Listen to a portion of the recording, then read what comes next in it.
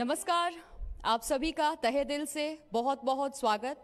जी UP Uttar Pradesh Uttarakhand के इस मंच पर आप सभी का बहुत स्वागत करती हूं मैं। आज हम सब एकत्रित हुए हैं ताज नगरी आगरा में। तो इससे पहले कि मैं इस कार्यक्रम के बारे में, उड़ान के बारे में आप सभी को कुछ बताऊं, सबसे पहले इस शहर के बारे में कुछ कहना चाहूँगी।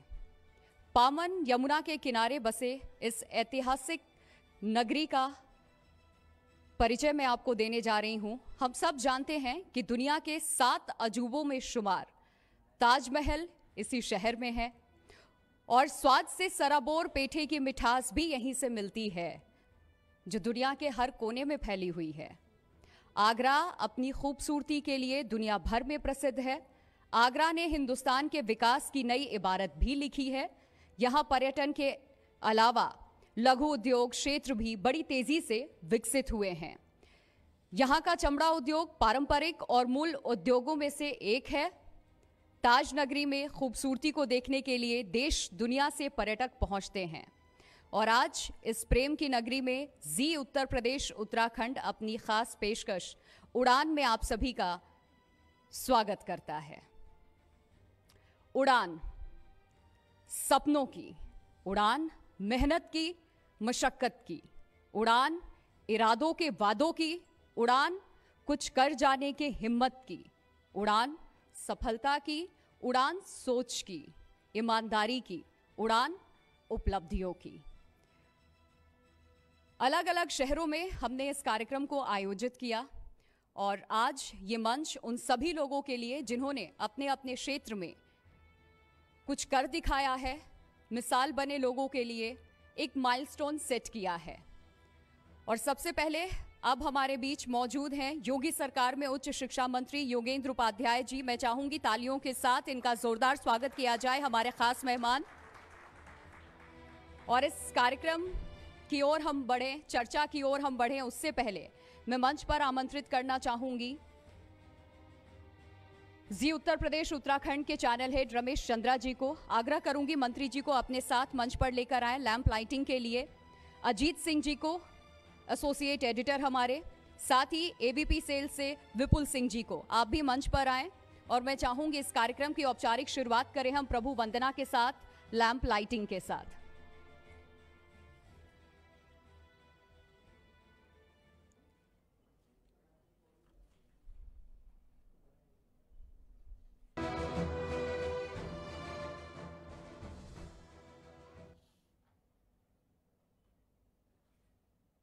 रहिए। और साथ ही मैं चाहूंगी रमेश चंद्रा जी, आप मंत्री जी का बुके भेंट कर उनका स्वागत करें, सम्मान करें।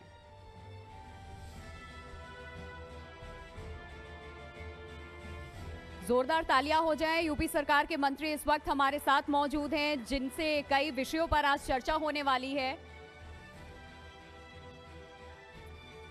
बहुत शुक्रिया सर, स्थान ग्रहण करें आप अपना। और इससे पहले कि मैं इस सेशन को आगे बढ़ाऊं, आज जिनके माध्यम से ये कार्यक्रम सफल हो पाया है उनके बारे में भी मैं यहाँ जिक्र करना चाहूंगी। Co presenting by Romsons group of industries, Romsons, co presenting Servocon system, powered by RBS group of institutions, powered by Shri Vanaspati products India limited, co powered by Oswal Books and Learning Private Limited, co-powered by Life Insurance of India, agriculture partner MD Biocoals Group of Companies, special partner Agra Oil and General Industries Limited, health partner Star Wellness and Care Foundation, associate Jaybir Naan and Chap, associate Munshi Panna Masala Udyog Private Limited, associate Spicy Sugar by Poonam, associate Agra one heritage university, associate Bhavana housing private limited. एक बार जोरदार तालियां हो जाए।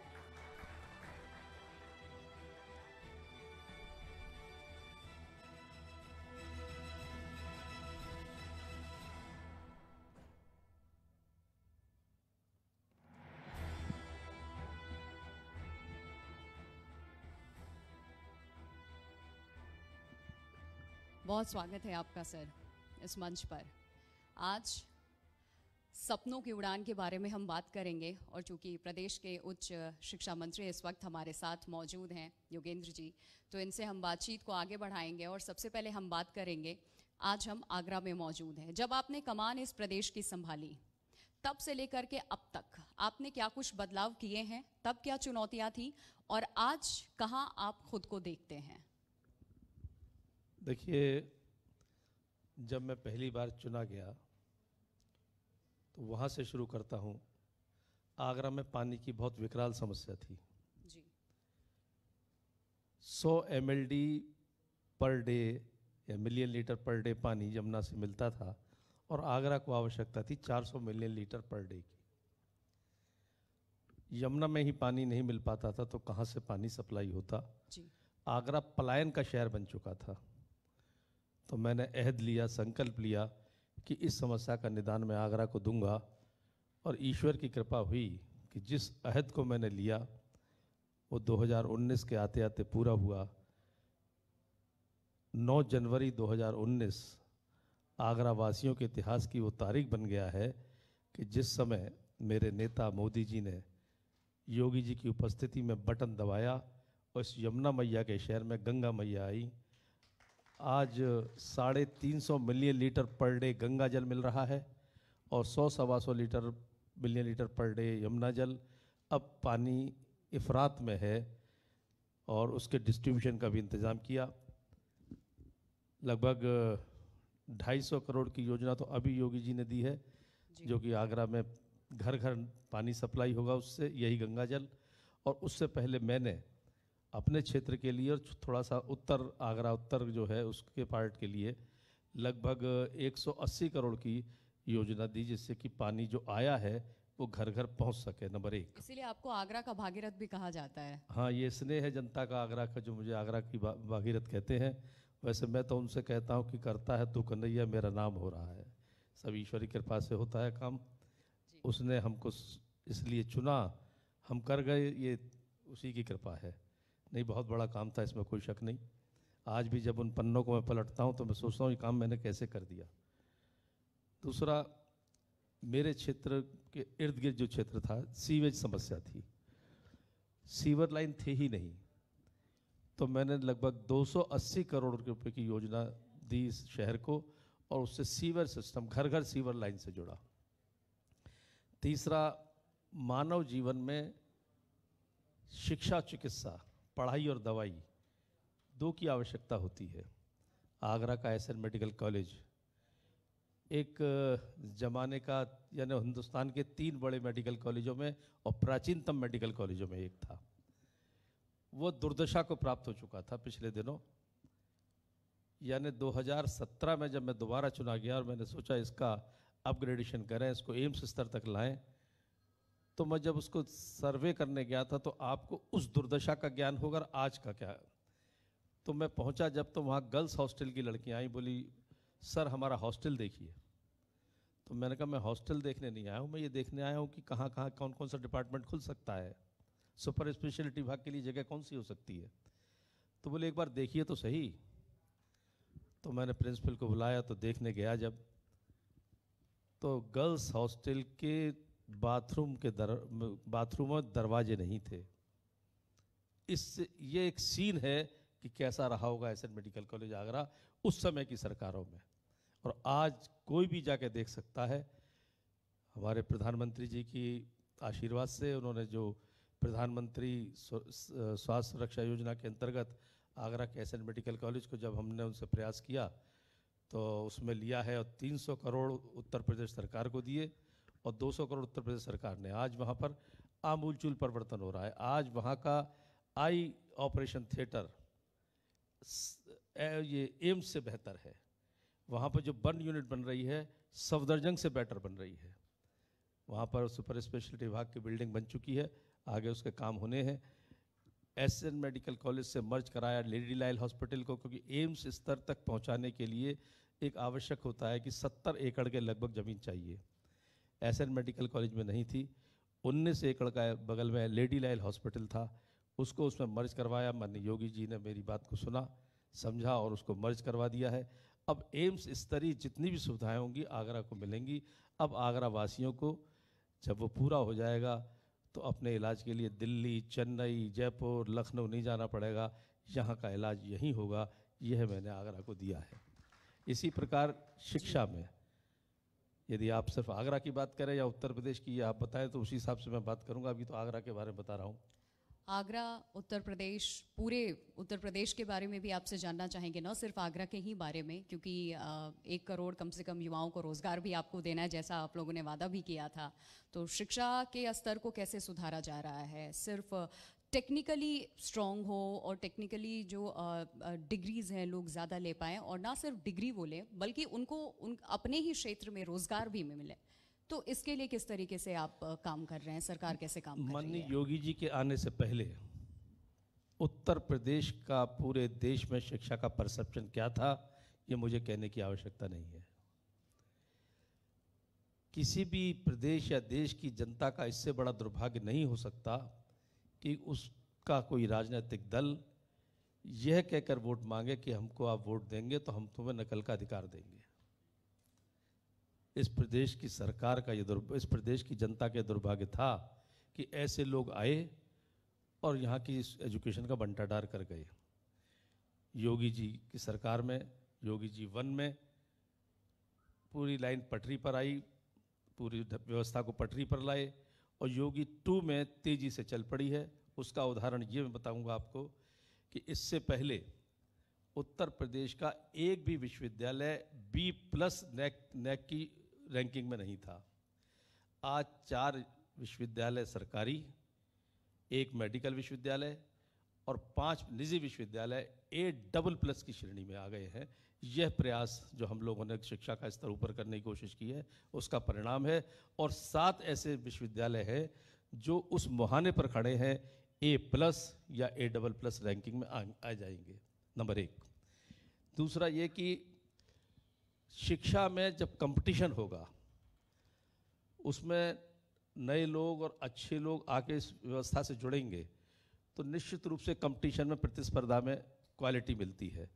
तो हमने हर मंडल स्तर पर एक सरकारी विश्वविद्यालय और निजी विश्वविद्यालय, इस 1.25 साल के दौरान 3 सरकारी विश्वविद्यालय का निर्माण हो रहा है जो 2024 तक हो जाएगा, और 12 निजी विश्वविद्यालयों को LOP मिल चुकी है जिनका काम चालू है, और जिसमें से 4 हो चुके हैं। 5 का अभी 7 तारीख को जो सेशन शुरू होगा उसमें उनका विधेयक पास हो जाएगा। तो जब निजी विश्वविद्यालय आएंगे और एक क्वालिटी वाले लोग आएंगे तो क्वालिटी बढ़ती है। फिर उसके बाद विदेश के जो हमारे छात्र पढ़ने जाते हैं, यहाँ के छात्र विदेश पढ़ने जाते हैं, तो वहाँ पर मैं बात करी है मैंने उन लोगों से, जिस जगह हमारे छात्र पढ़ने जाते हैं कभी परिस्थितियाँ यूक्रेन वगैरह जैसी होती हैं तो उनको लाने की जिम्मेदारी बन जाती है सरकार की, वह पूरी हो, यहीं पर एजुकेशन मिले। तो उन लोगों से भी कोलैबोरेशन बातचीत चल रही है कि किसी तरीके से जो उनके बेस्ट कोर्स हैं हमारे विश्वविद्यालय में आएँ, यहाँ पर अपनी फैकल्टी खोलें, यहाँ पर छात्रों को शिक्षा मिले, यानी हब बने ये उत्तर प्रदेश एजुकेशन का। पूरे देश के लोग और विदेश के लोग यहाँ आकर पढ़ें, ये एक योजना है। ABVP से आप जुड़े रहे हैं, उसके बाद आप सक्रिय राजनीति का हिस्सा भी हुए हैं, तो छात्रों का चूंकि आप जिक्र कर रहे हैं, उनके बीच आप गए, उनकी समस्याएं आपने सुनी, उन्हें क्या दिक्कत होती है जब वो बाहर जाते हैं किसी डिग्री के लिए, चाहते हैं कि सबसे पहले वो अपना घर ना छोड़ें, अपना प्रदेश ना छोड़ें, जब उनके पास ऑप्शन नहीं होता तो वो बाहर रुख करते हैं, तो उन्हें क्या दिक्कतें उनको सामना करना पड़ता है, झेलनी पड़ती हैं? उनके भी आइडियाज़, उनके भी थॉट्स बहुत मैटर करते हैं, और आपकी सरकार हर किसी के आइडिया, युवाओं के थॉट्स को भी तवज्जो देती है कि आप आइडियाज़ दीजिए। कितने स्टार्टअप्स भी आप लोगों ने शुरू कराए हैं, सहयोग दिया है।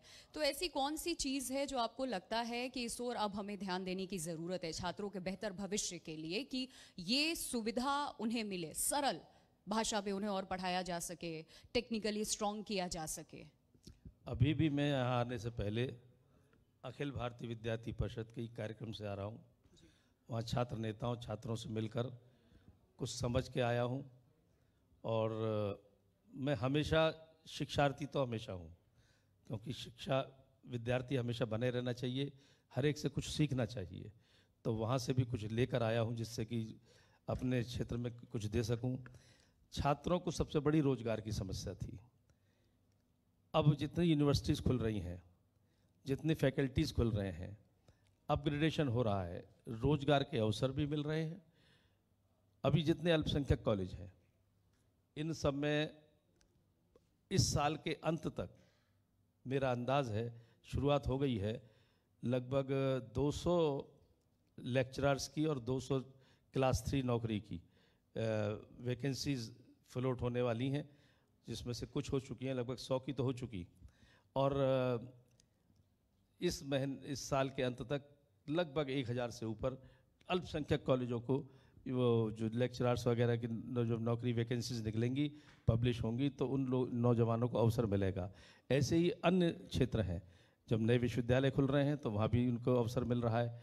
तो उनकी सबसे बड़ी जो इच्छा होती है अच्छी नौकरी मिले, तो और अपने प्रदेश में मिले, अपने शहर में मिले, तो वो पूरा करने के लिए हम लोग प्रयत्नशील हैं। ठीक है, अभी तक तो हमने बात शिक्षा की कर ली और बाकी मुद्दों पर भी बात कर ली। चूँकि मैंने जब पहला सवाल पूछा था तो आपने सीधा वो बॉल पिछली सरकार के पाले में डाल दिया था, और वहाँ भी आपने बिना नाम लिए ये याद दिलाया कि ये पिछली सरकारों की देन है, और हम चाहे पहली दफ़ा जब जीत कर आए, उसके बाद दूसरी दफ़ा जब जीत कर आए हैं, तो हम क्या कुछ कर रहे हैं। लोकसभा चुनाव भी नज़दीक है, और इस वक्त लोकसभा चुनाव नज़दीक होने से पहले एक तरफ विपक्षी खेमा बन गया है INDIA, वहीं दूसरी तरफ NDA भी अपना खेमा मजबूत करने में लगी हुई है। तकरीबन 38 दल आपके साथ हैं, उधर 26 दलों का जमावड़ा है। तो ये चुनाव से पहले जो ये दल बदल की प्रक्रिया शुरू हो जाती है, और इस वक्त बीजेपी अपने जो 3 मुख्य एजेंडे हैं उनमें से आखिरी CA को लेकर के जिस तरीके से NRC को लेकर के देश में माहौल बना वो हमने देखा था, राम मंदिर का मुद्दा आपका जैसे रहा हमने देखा, अब यूनिफॉर्म सिविल कोड, इसको लेकर के जो मंत्री हैं वो काफ़ी हमने देखा अलग अलग मंचों से अलग अलग बात सामने रखी है, लेकिन पत्ते अभी भी नहीं खोले। तो ये 2024 के पहले, क्योंकि पहली बार भी आपके एजेंडे में ये शुमार था, संकल्प पत्र में 2019 में भी था, अब तो 2024 आने वाला है, तो 24 से पहले इस ओर आप विचार करेंगे या फिर इसको 2024 के संकल्प पत्र में लेकर के जाएंगे? पुरजोर विरोध भी ऑपोजिशन की तरफ से हो रहा है, और आप लोग जो NDA के लीडर्स हैं, हम देख रहे हैं कि अभी कोई भी जो आपको ज्वाइन कर रहा है, कोई भी पार्टी, हाल फिलहाल में जिस तरीके से OP राजभर ने आपका दामन थाम लिया, उत्तर प्रदेश की ही मैं बात कर रही हूँ, तो यूनिफॉर्म सिविल कोड को लेकर के वो पार्टियां भी खामोश हैं जो बीजेपी का हिस्सा है, जो NDA का हिस्सा है। इसको कैसे हम देखें? जनता भी जानना चाहती है, क्योंकि एक बड़ा मुद्दा है इस देश में जिसे आप जोर शोर से उठाए हैं और हर मंच से इसका जिक्र किया। मैं पहले तो उस गठजोड़ के बारे में बताऊंगा आपको, जो 38 और 28 दलों का आपने बात कही। 2 सिद्धांत हैं गठजोड़ के। एक जो हमारे साथ आ रहे हैं वो हमारे कार्यकलापों को, हमारी कार्यशैली को, हमारे सिद्धांतों को, हमारे कार्यक्रमों को देखकर हमसे जुड़ रहे हैं कि यह कार्यक्रम मोदी जी के नेतृत्व में हो रहा है, प्रदेश में योगी जी के नेतृत्व में हो रहा है, भारतीय जनता पार्टी की नीति, सिद्धांत और योजनाओं के अंतर्गत हो रहा है, इस झंडे के नीचे यहाँ जाएंगे तो ये करना है। दूसरी तरफ जा रहे हैं एक सूत्री कार्यक्रम, कोई मोदी हटाओ, इसके अलावा उनका कोई एजेंडा नहीं है।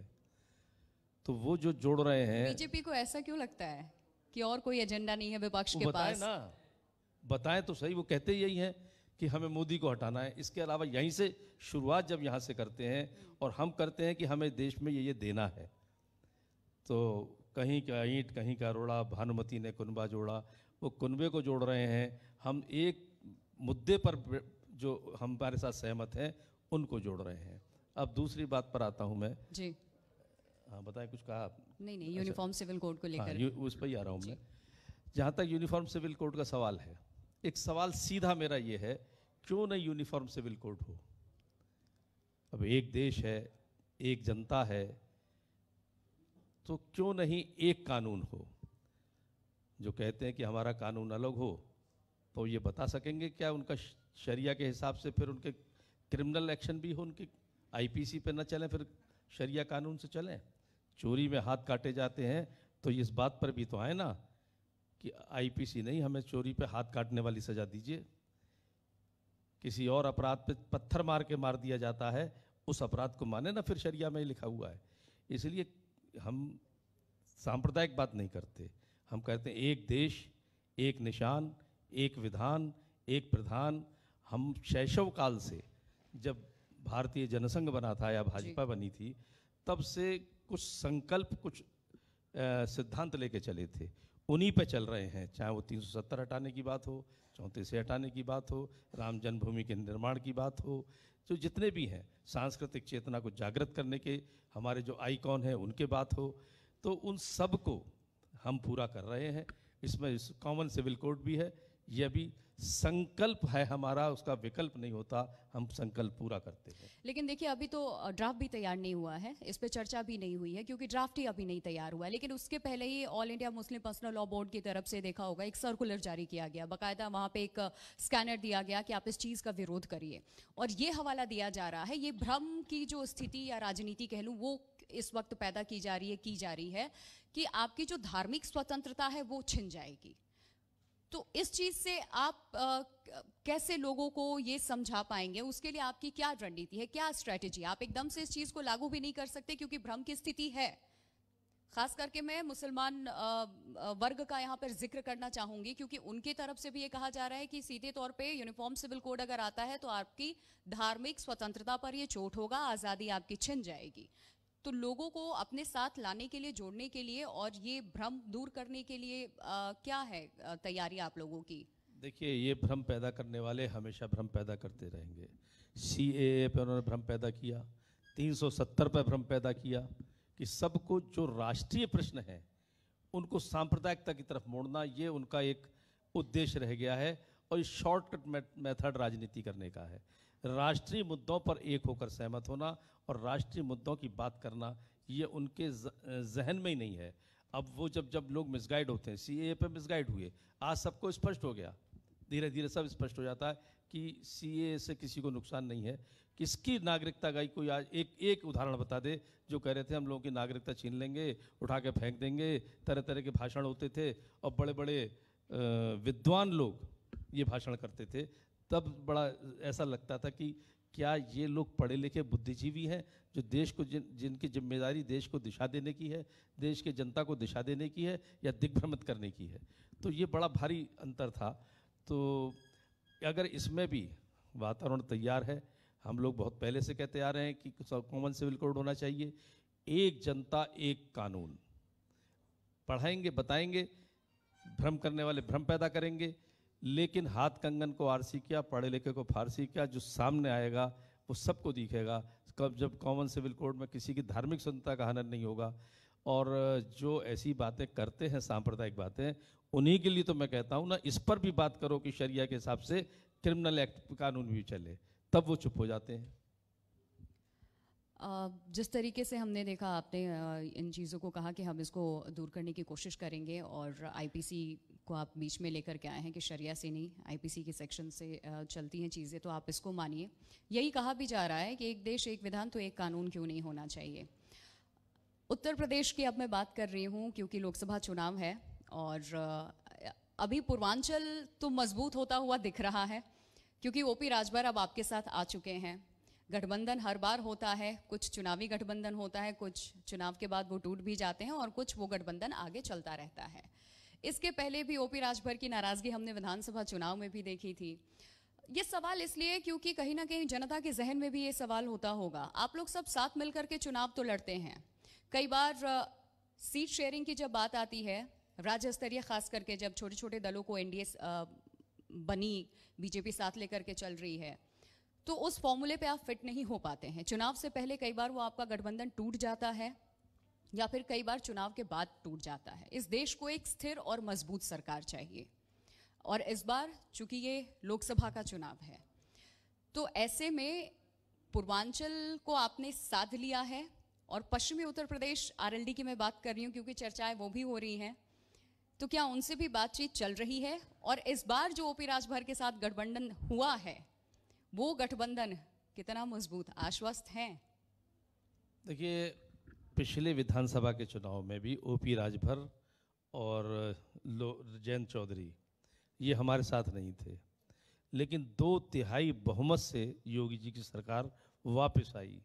सरकार बनना और सरकार वापस आना दोनों में अंतर है, क्योंकि कोई सरकार जब चुनाव लड़ती है, सरकार का दल, तो उसके साथ एंटी इनकम्बेंसी होता है, और वो होने के बावजूद भी 2/3 बहुमत हासिल करना इन सब विपरीत परिस्थितियों में, तो इसका मतलब इनके अस्तित्वहीन उन्होंने अपने आप को मान लिया और धीरे धीरे हमारी तरफ आ रहे हैं।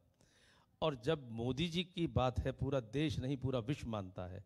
आज मोदी जी इस देश के नेता नहीं रहे हैं, सिर्फ पूरे विश्व के नेता हो गए हैं। मोदी जी बोलते हैं, दुनिया सुनती है, मोदी जी कहते हैं, दुनिया मानती है। ऐसा है मेरा नेता। तो जब पूरी दुनिया मान रही है जिस नेता को, तो हिंदुस्तान के लोग क्यों नहीं मानेंगे? इसलिए इस बात से निश्चिंत रहें आप कि, और वो भी बहुमत की 2 बार सरकार ला चुके हैं, तो तीसरी बार भी उनके बहुमत से सरकार आएगी। अगर लोकतंत्र में, लोकतंत्र है ये, कुछ लोग और जुड़ते हैं हमारे साथ, उस कारवां में चलना चाहते हैं, तो आए, चलें, स्वागत है।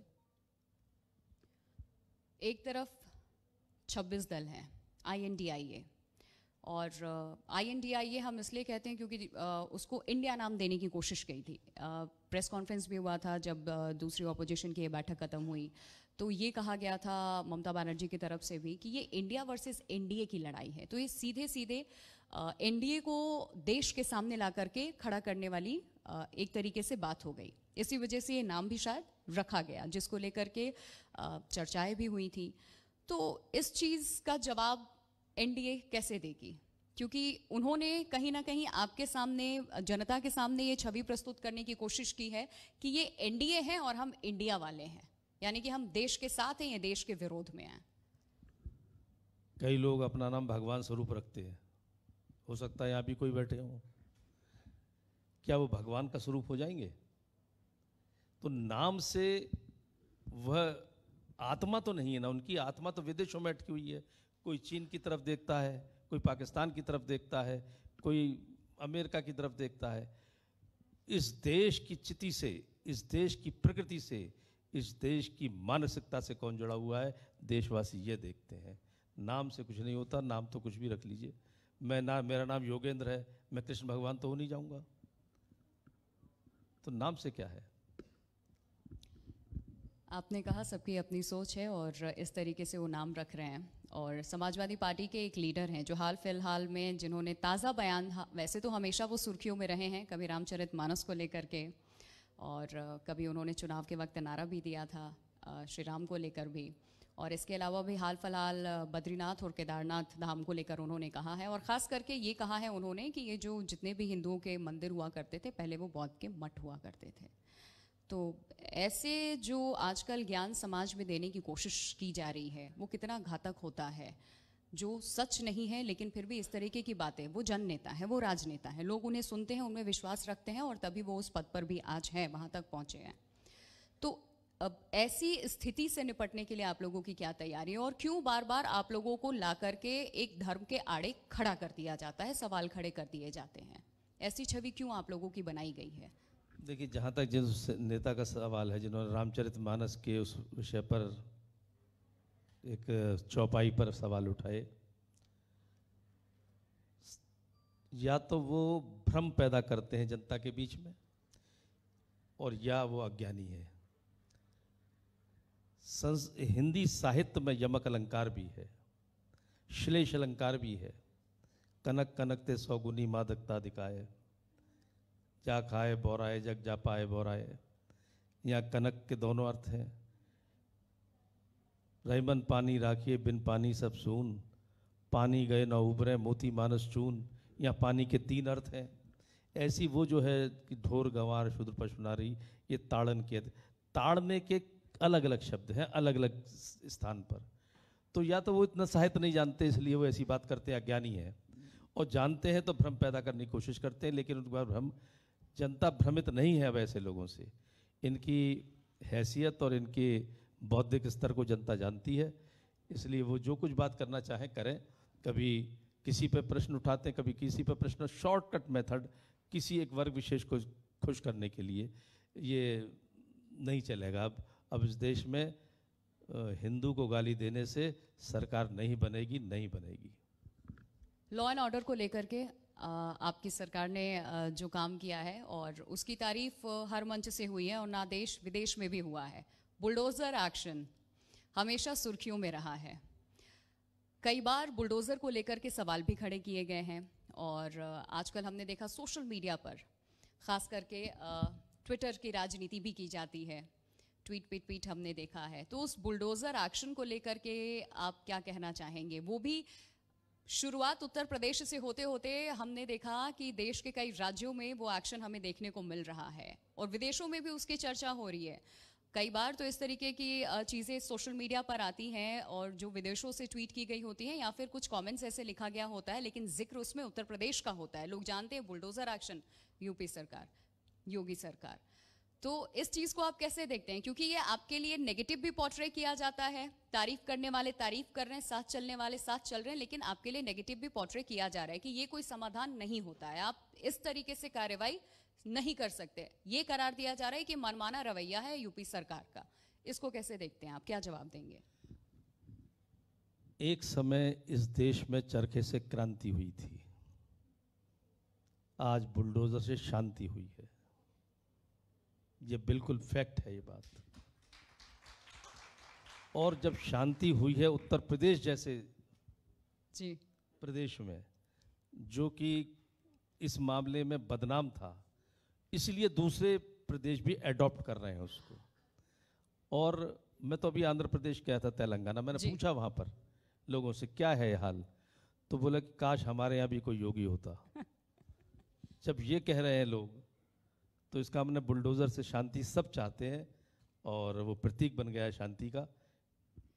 मुझे याद है पिछली बार जब विधानसभा के चुनाव हुए थे, जब जीत कर आप आए दूसरी बार, तो मैं उसी एकाना स्टेडियम में मौजूद थी जिस दिन शपथ ग्रहण भी होना था। स्टेडियम के भीतर भी स्टेडियम के बाहर भी लोगों पे बुलडोज़र का ऐसा खुमार था कि किसी ने टोपी पहनी हुई है तो कोई वो बुलडोज़र डमी लेकर के पहुंचा हुआ है। और एक जो नारा है वो बड़ा फेमस हो गया था, बाबा का बुलडोज़र। ये हर जगह हमने देखा और उसके बाद ये प्रचलन भी शुरू हो गया रैलियों में। ना सिर्फ उत्तर प्रदेश, कहीं और भी होता है, किसी राज्य में रैली बीजेपी की होती है तो वहाँ लोग बुलडोज़र लेकर पहुँच जाते हैं। वही मैंने कहा ना कि आज बुलडोज़र शांति का प्रतीक बन गया। जब कभी चरखा क्रांति का प्रतीक बना, बुलडोज़र शांति का प्रतीक बन गया। तो उस प्रतीक, जब कोई अच्छा काम हो रहा है तभी लोग उसे अडॉप्ट कर रहे हैं। अगर कोई गलत काम होगा तो कोई अडॉप्ट नहीं करेगा। और प्रदेश अडॉप्ट कर रहे हैं, तो यानी योगी जी के कृतित्व को, उनके व्यक्तित्व को मान्यता मिल रही है पूरे देश में। चुनाव से पहले यूपी में किसी और दल के साथ गठबंधन, वैसे तो आप अभी पत्ते खोलेंगे नहीं, लेकिन हम ओपी राजभर से भी पूछते रह गए क्योंकि खबरें आती है, चर्चा होती रहती है, लेकिन उन्होंने भी हामी नहीं भरी थी। लेकिन हुआ वही जो हम कयास लगा रहे थे। तो चुनाव से पहले उत्तर प्रदेश में और किसी छोटे दलों से गठबंधन की बातचीत चल रही है बीजेपी की पश्चिमी उत्तर प्रदेश में? देखिए, ऐसा है कि जो भी इस कारवां में शामिल होना चाहेगा, ये राष्ट्र निर्माण के और राष्ट्र की प्रगति का कारवां है जो मोदी जी के नेतृत्व में चल रहा है। जो शामिल होना चाहेगा इस कारवां में, लेकिन हमारे सिद्धांतों पर, हमारे कार्यक्रमों पर, हमारी योजनाओं पर वो चलेगा तो हमारे साथ है, स्वागत है सबका, कोई भी आए। एक ज्वलनशील मुद्दा है ज्ञानवापी को लेकर के। वाराणसी में जिस तरीके से पिछले साल भी कमिश्नर ने सर्वे कराया था और अभी तक बीते 2 सालों से हम देख रहे हैं कि बार बार स्टे ऑर्डर आता है, सर्वे कंप्लीट नहीं हो पाता है।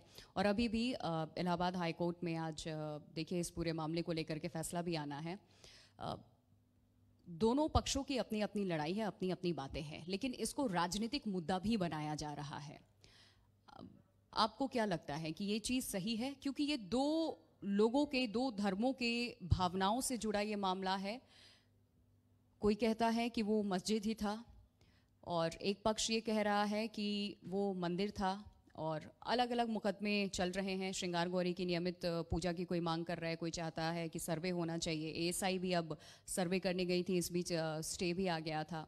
तो इसको लेकर के आप क्या कहना चाहेंगे? क्योंकि ये भी एक बहुत बड़ा मुद्दा हो गया है। और एक चीज़ और, बार बार अगर मैं लोगों से सवाल भी पूछती हूँ, मुस्लिम पक्ष से, जो दूसरे पक्ष हैं, वो दो चीज़ एक बार कहते हैं, एक ही साथ कहते हैं दो बातों को, कि हम सुप्रीम कोर्ट के फैसले का मान रखते हैं, हम मानते हैं, लेकिन हमसे बाबरी छीन लिया गया, अब ज्ञानवापी छीन रहे हैं।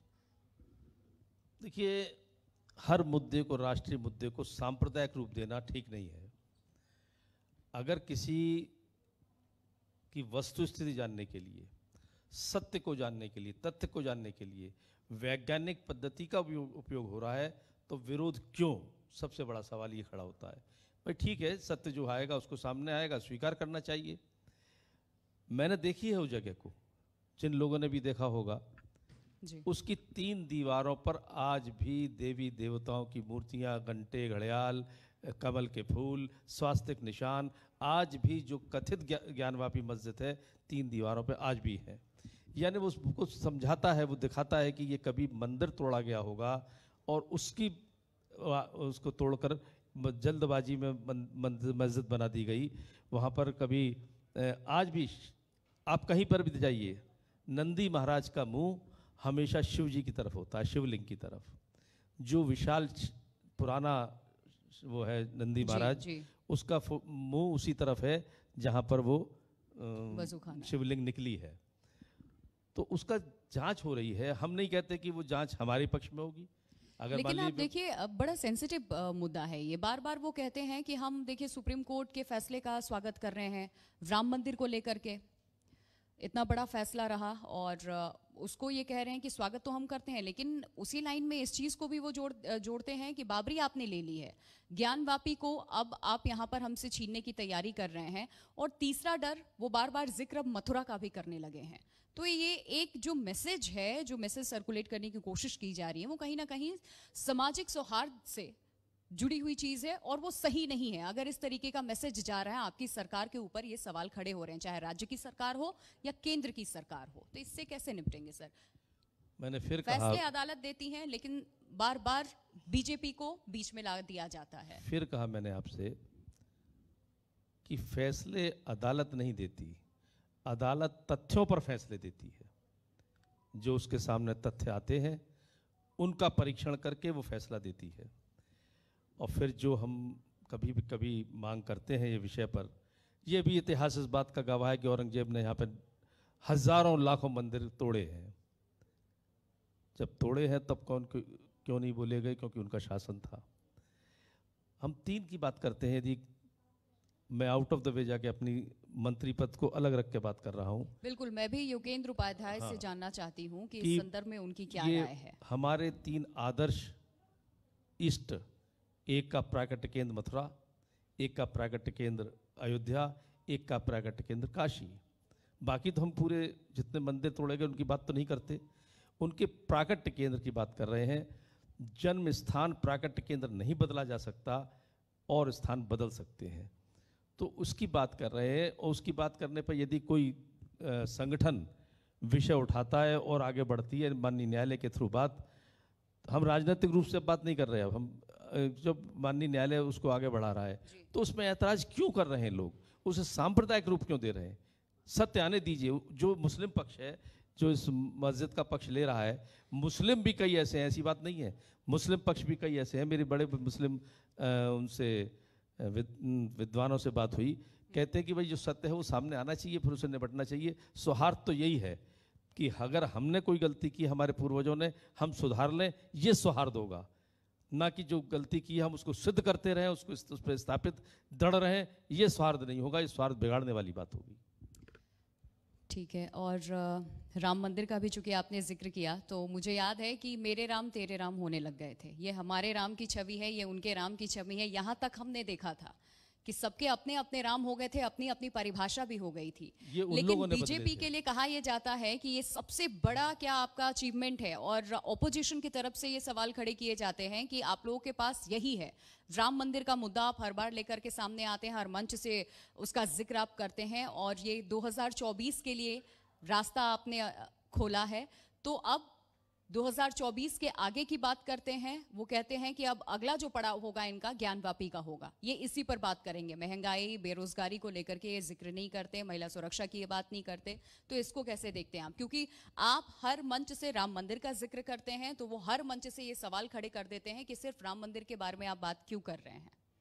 देखिए, विकास की परिभाषा सड़क, नाली, खरंजा, फ्लाईओवर यहीं तक सीमित नहीं होने चाहिए। विकास, आदमी का मानसिक विकास, शारीरिक विकास, यह विकास और हमारा सांस्कृतिक विकास, जो हमारी सांस्कृतिक धरोहर है। अब आगरा को ही लेता हूं मैं। आगरा में शिवाजी महाराज का भी एक इतिहास है। शिवाजी महाराज को छल कपट से औरंगजेब ने बंदी बनाया था। फिर वो अपने शौर्य से, अपने साहस से, अपनी राजनीतिक चतुराई से, कार्य योजना बनाने की विलक्षण क्षमता से, और योजना बनाना नहीं, उसे कार्यान्वयन कर ले जाने की अद्भुत प्रतिभा से उस ताकत के चंगुल से बाहर निकले थे जो उस समय दुनिया की सबसे बड़ी ताकत थी, औरंगजेब। बिना एक बूंद खून बहाए हुए निकल गए वो। एक इतिहास, इसको क्यों नहीं दिखाया जा रहा था आगरे में अब तक? हमने उसको ढूंढा कि वो जगह कौन सी थी। आगरा में एक मीना बाजार की कोठी है, वो कभी राजा राम सिंह, जयपुर महाराज मिर्जा राजा जयसिंह के बेटे की थी, वहाँ नज़रबंद किए गए थे। अब उत्तर प्रदेश की सरकार उस पर एक स्मारक बनाने की सोच रही है। शिवाजी महाराज इस हमारे लिए प्रेरणा है। तो क्या गलत कर रहे हैं? इसको अगर आप हिंदू मुस्लिम से तोलेंगे तो गलत है। अकबर महान था, इस बात से हमें ऐतराज नहीं है, लेकिन मेरा राणा भी महान था, मेरा शिवा भी महान है, इस पर हम स्वीकार करना होगा। अच्छा, एक आखिरी सवाल सर, शायद पूछना जल्दबाजी होगा, लेकिन फिर भी मैं पूछना ज़रूर चाहूँगी क्योंकि आज आपसे यहाँ मुलाकात हुई है। 80 में से इस बार बीजेपी को क्या लगता है कितनी सीटें? और पिछली बार जो 303 का आपका रिकॉर्ड था, वो इस बार आप देश में तोड़ेंगे? और किन किन मुद्दों के जरिए आपको ऐसा लगता है कि आपने काम किया है तो वोट आप ही को मिलेगा, जनता आपके साथ खड़ी होगी? कुछ ऐसे मुद्दे मैं चाहूँगी, चाहे देश भर में या सिर्फ उत्तर प्रदेश के संदर्भ में हम बात कर रहे हैं, कि उसमें इफ एंड बट हो ही ना। CA/NRC को लेकर माहौल जिस तरीके से बनाया गया था, हमने देखा देवबंद में पहली बार इतना बड़ा उलटफेर हुआ था, इतिहास आप लोगों ने रच दिया वहां पर। तो इस बार क्या लगता है आप लोगों को कि ये सारे मुद्दे जो विपक्ष की तरफ से उठाए जा रहे हैं, जो आरोप लगाए जा रहे हैं, आप भी उन पे आरोप लगाते हैं, 2-4 आरोप आप पे भी लग जाते हैं, लेकिन ऐसा कौन सा आपने माइलस्टोन जिसे हम कह लें, अचीवमेंट्स आपकी हम कह लें, कि 2024 में भी एक बार फिर से मोदी जी कमान संभालने वाले हैं देश की? देखिए, अंतिम छोर पर बैठे व्यक्ति से लेकर राष्ट्र के अंतर्राष्ट्रीय स्तर पर सम्मान और स्वाभिमान, इन सब मुद्दों पर चर्चा करें तो हम पर इतने मुद्दे हैं जिसमें हमें वोट पाने का हक नहीं, अधिकार है। पूरा अधिकार है कि हम वोट मांगें लोगों से और वोट हम में पाएं, ये हम कह सकें।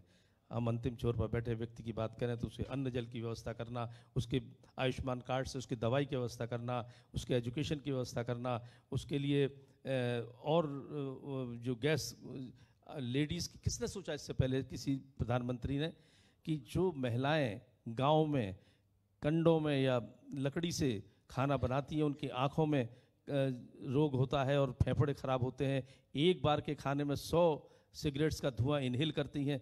किसने सोचा उनके बारे में? मेरे नेता मोदी ने सोचा। इसलिए अंतिम छोर पर बैठे व्यक्ति से लेकर राष्ट्रीय सम्मान और स्वाभिमान तक की, दुश्मन देश वो समय भी था कि जब हमारे सैनिकों के सर काट के भेज दिए गए थे। हमारे प्रधानमंत्री प्रेम पत्र लिख रहे थे पाकिस्तान को। बड़ी निंदा की बात है, भत्सरना की बात है। और मेरे नेता ने क्या किया? पुलवामा हुआ तो 70 किलोमीटर घुसकर मारा है। हिंदुस्तान का खौफ 70 किलोमीटर नहीं, 70 किलोमीटर सेना घुसी थी, हिंदुस्तानी खौफ पाकिस्तान में 700 किलोमीटर घुसा था। ये दिया है मेरे नेता ने। तो इन सब के आधार पर हम वोट मांगेंगे और वोट मिलेगा।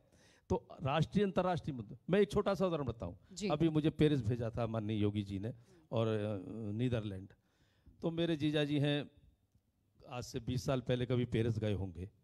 वो हेड ऑफ द डिपार्टमेंट थे इंदौर यूनिवर्सिटी के, अब काफ़ी बुजुर्ग हैं। उन्होंने कहा जा रहे हो यार, वहाँ तो बड़ी उपेक्षा से देखते हैं हिंदुस्तानी को, बहुत उपेक्षा से। आप कहोगे वी आर इंडियन तो ऐसे हिकारत से देखेंगे। तो मैंने कहा भाई हम तो अपने काम से जा रहे हैं, सरकारी काम है, लौट आएंगे। तो मैं खैर अपने काम देखा, जो इन्वेस्टर्स थे उनके अंदर क्यूरियोसिटी देखी, तो मुझे लगा कि कुछ, तो मैंने कहा चलो ये तो इन्वेस्टर्स हैं, आम जनता हो सकता है ऐसे ही सोचती हो। शाम को मैं इत्र खरीदने निकला, वहाँ का परफ्यूम फेमस है। तो खैर फ्रांस की एक बात एडमायरेबल है कि वहाँ का व्यक्ति पहले फ्रेंच बोलता है, जब तक आप फ्रेंच नहीं जानते इंग्लिश नहीं बोलेगा। इंग्लिश जानता है वो लेकिन बोलता नहीं। तो मैं एंटर हुआ एक शोरूम में, तो मैं सेल्स गर्ल थी, उसने मुझसे फ्रेंच में कुछ कहा। तो मैंने कहा madam I don't know French. तो बोली फ्रॉम वेयर यू आर। मैंने कहा I am from India. Oh from Modi's country, welcome welcome, ये दिया है मेरे नेता ने, इसलिए वोट मिलेगा हमको। एक आखिरी सवाल मैं पूछना चाहूँगी, क्योंकि उत्तर प्रदेश की बेटियां और जो आधी आबादी है, जिसको आप कहते भी हैं कि उन्हें आपने सुरक्षा प्रदान किया है, उस आधी आबादी के लिए उच्च शिक्षा के क्षेत्र में आपके क्या प्लान्स हैं? इस पद पे रहते हुए आप कौन सी वो चीज़ हैं जो उन्हें देना चाहेंगे कि आपके हाथ से इस चीज़ का शुभारंभ हो, ताकि इसको भविष्य में और आगे लेकर के जाया जा सके इस कार्यकाल में? अभी मुझे 1.25 साल हुआ है, लेकिन फिर भी महिलाओं के लिए यानी बच्चियों के लिए एजुकेशन में बहुत सुविधाएं दे रहे हैं, फ्री दे रहे हैं। जैसे उदाहरण के तौर पे अभी तक का एक नियम था कि कोई नया अपॉइंटमेंट होगा तो उसे 5 साल उस जगह काम करना पड़ेगा जहां पर उसका अपॉइंटमेंट हुआ है जी। 5 साल बाद ट्रांसफ़र की सोची जाएगी। मैंने उसको महिलाओं के लिए घटा के 2 साल कर दिया। ये एक महिलाओं को प्रिविलेज दिया, क्योंकि महिलाओं के साथ बहुत सी समस्याएं होती हैं। तो मैंने उसको नया शासनादेश जारी कराया कि इसे 2 साल करिए। इसी तरीके से एक नए सिर्फ महिला विश्वविद्यालय के बारे में बातचीत चल रही है कि उत्तर प्रदेश जैसी जगह में अगर 1 से शुरू करें, 4 कोनों पे 4 हों, जैसे वनस्थली है जी। उत्तर प्रदेश में भी ऐसा कोई एक्सक्लूसिवली फॉर गर्ल्स विश्वविद्यालय बने तो उनको अवसर मिलेगा। तो ऐसी बात नहीं है कि हम सबके लिए सोच रहे हैं, महिलाओं के लिए भी, बच्चियों के लिए भी, पुरुषों के लिए भी, बच्चों के लिए भी। ये सरकार सबके लिए है। सबका साथ, सबका विकास, सबका प्रयास, सबका विश्वास। 2024 के बाद इसमें एक और लाइन कुछ ऐड होगी? जो आगे हम लोग अच्छा करेंगे वो ऐड करते जाएंगे। बहुत बहुत शुक्रिया आपका, बहुत शुक्रिया आपका। और आपसे आग्रह है कि आप मंच पर बने रहिए। जोरदार